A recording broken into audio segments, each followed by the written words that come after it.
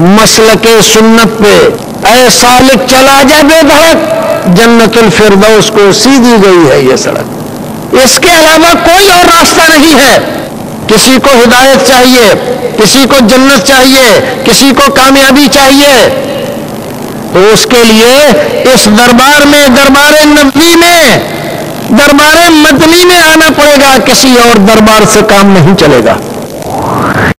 دین کی تکمیل کو کس اعتبار سے جانا اور سمجھا، اس کے معنی اور مطالب کو کس طرح سے سمجھ کر اس کے تقاضوں کو پورا کیا، اس پر نظر ڈالیں، اس روشنی میں ہم اور آپ بھی چلیں۔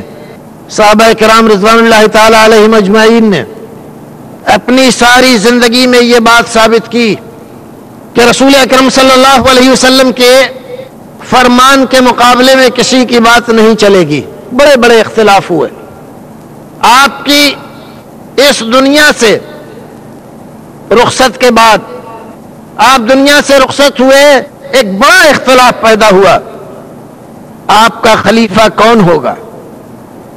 مہاجر کہتے ہیں ہم میں سے ہوگا، انصار کہتے ہیں ہم میں سے ہوگا۔ بات یہاں تک بڑھی کہ دونوں طرف سے تلواریں نکل گئیں۔ معمولی مسئلہ نہیں ہے، بہت بڑا مسئلہ، تلواریں کھنچ گئیں۔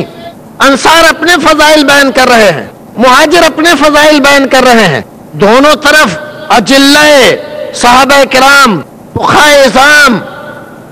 صحابہ کرام سے بڑا فقیہ کوئی نہیں، ان سے زیادہ دین کو جاننے اور سمجھنے والا کوئی نہیں، اس کے باوجود تلواریں تنی ہوئی ہیں۔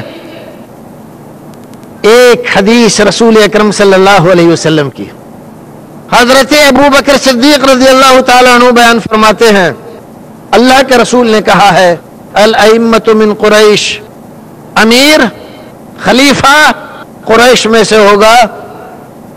انصار اپنے دعوے کو واپس لے لیتے، تلواریں میان میں چلی جاتی ہیں، اختلاف ختم ہو جاتا ہے۔ صحابہ کرام رضوان اللہ تعالی علیہم اجمعین نے اپنی ساری زندگی میں یہ بات ثابت کی کہ رسول اکرم صلی اللہ علیہ وسلم کے فرمان کے مقابلے میں کسی کی بات نہیں چلے گی۔ بڑے بڑے اختلاف ہوئے، آپ کی اس دنیا سے رخصت کے بعد، آپ دنیا سے رخصت ہوئے، ایک بڑا اختلاف پیدا ہوا، رسول اکرم صلی اللہ علیہ وسلم کو کہاں دفن کیا جائے؟ کچھ لوگ کہہ رہے ہیں مکے میں کیا جائے، آپ وہاں پیدا ہوئے تھے۔ کچھ لوگ کہتے ہیں نہیں، یہی مدینے میں جب آپ ہجرت کر کے چلے آئے تو یہی ہونا چاہیے۔ کچھ لوگوں کی ایک اور تیسری رائے ہے، نہیں، بیت المقدس لے جانا چاہیے۔ کیوں؟ ان کی دلیل یہ ہے کہ انبیاء کرام کی زیادہ تعداد بیت المقدس میں مدفون ہے، لہذا آپ کو وہیں دفن ہونا چاہیے۔ ایسے موقع پر کیا کریں صحابہ کرام؟ ایک صحابی رسول اکرم کی ایک حدیث ذکر کرتا ہے، نحن معاشر الانبیاء، ہم انبیاء کرام کا طریقہ، ان کی سنت یہ رہی ہے کہ جہاں ان کی موت واقع ہوتی ہے وہیں پر ان کو دفن کیا جاتا ہے، نہ مکہ نہ بیت المقدس، وہیں اسی جگہ اسی حجرے میں رسول اکرم صلی اللہ علیہ وسلم کی قبر بنائی گئی۔ حضرت فاطمہ رضی اللہ تعالیٰ عنہ جگر گوشہ رسول ہیں، آپ کی وفات کے بعد حضرت ابوبکر صدیق کی عدالت میں حاضر ہوتی ہیں، مطالبہ کرتی ہیں، باپ کی میراث لینے آئی ہوں۔ کہا بہت بہتر، خاتون جنت آپ کا مطالبہ بجا ہے، آپ کی بات سر آنکھوں پر ہے، لیکن جس باپ کے میراث لینے آئی ہیں اسی باپ نے یہ فرمایا ہے، نحن معاشر الانبیاء لا نورث ما ترکناہ صدقہ، کہ ہم انبیاء کرام مال و متاع کا کسی کو وارث نہیں بناتے، ہمارے پیچھے جو کچھ بھی مال و متاع باقی رہ جائے وہ سارا کا سارا امت کے لیے صدقہ ہوتا ہے، مال و متاع کا ہمارا کوئی وارث نہیں ہوتا۔ یہ آپ کے ابا جان کی جس کی میراث لینے آئی ہیں اس کی وصیت ہے۔ کیا کہتی ہیں آپ؟ حضرت فاطمہ اپنے گھر چلی گئیں، اور دوبارہ کبھی مطالبہ نہیں کیا. یہ 3 چیزیں میں نے آپ کو بتلائیں.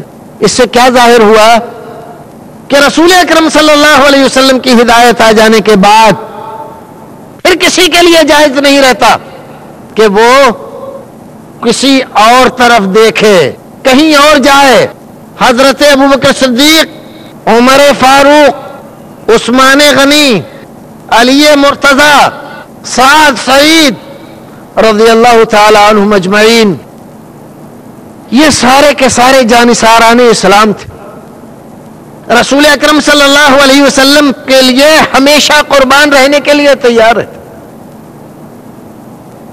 جتنے اسلام پر عمل کر کے یہ لوگ جنتی ہوئے، اللہ رب العزت کی خوشنودی حاصل کرنے کے لائق ہوئے، اتنا اسلام آج بھی ہمارے لیے کافی ہے.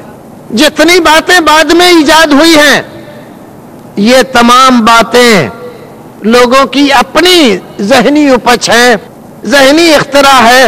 اس کا دین سے کوئی لینا دینا نہیں ہے. ان پر نہ عمل کرنا ضروری ہے. اور ان میں سے بہت ساری چیزیں تو ایسی ہیں کہ آدمی کو دین سے نکالنے کا باعث بن جاتی ہے. تکمیل دین ہم سے یہ مطالبہ کرتی ہے کہ ہم اپنی زندگیوں سے بدعات کو جدا کر دیں، منمانی ختم کر دیں، اپنی تمنا، آرزو، خواہش اس تمام کو دفن کر دیں. دین مکمل ہو گیا ہے، اور مکمل ہو جانے کے بعد اب دین میں کسی اضافے کی گنجائش نہیں ہے. دین جتنا اس زمانے میں تھا اتنا ہی آج بھی کافی ہے.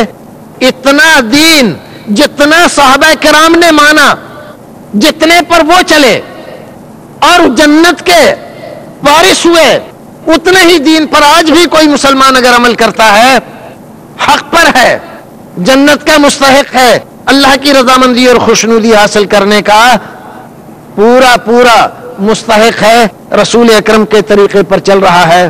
ہمیں اور آپ کو چاہیے کہ ہم ان لوگوں کے طریقے پر چلنے کی کوشش کریں اور اس بات کو دل میں بٹھا لیں کہ دین مکمل ہو گیا ہے.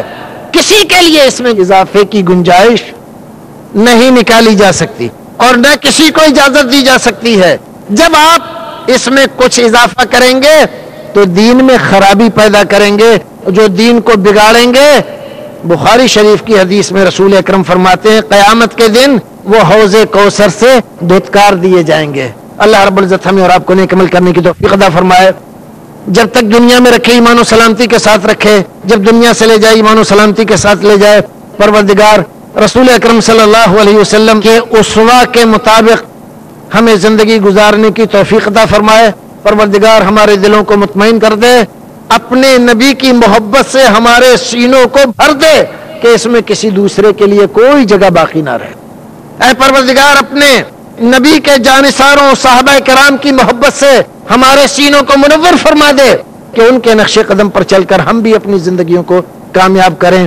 اللہ رب العزت سے ہمیشہ اسی بات کی دعا کیا کرو کہ نبی کے نقش قدم پر چلتے رہو، صحابہ کرام کے دکھائے ہوئے بتائے ہوئے راستے کے مطابق اپنے آپ کو ڈھالنے کی کوشش کرو. یہی کامیابی کا راستہ ہے، اسی میں جنت ہے، یہی صداقت کا راستہ ہے. باقی سارے راستے بند ہو چکے ہیں اور کسی کے لیے چاہے وہ کسی بھی حیثیت کا ہو اس میں قطعاً اجازت نہیں ہے کہ اپنی طرف سے کچھ اضافہ کرے. نہ کسی کو یہ منصب اللہ رب العزت نے دیا ہے اور نہ دین اس کی اجازت دیتا ہے. وآخر دعوانا ان الحمد للہ رب العالمین.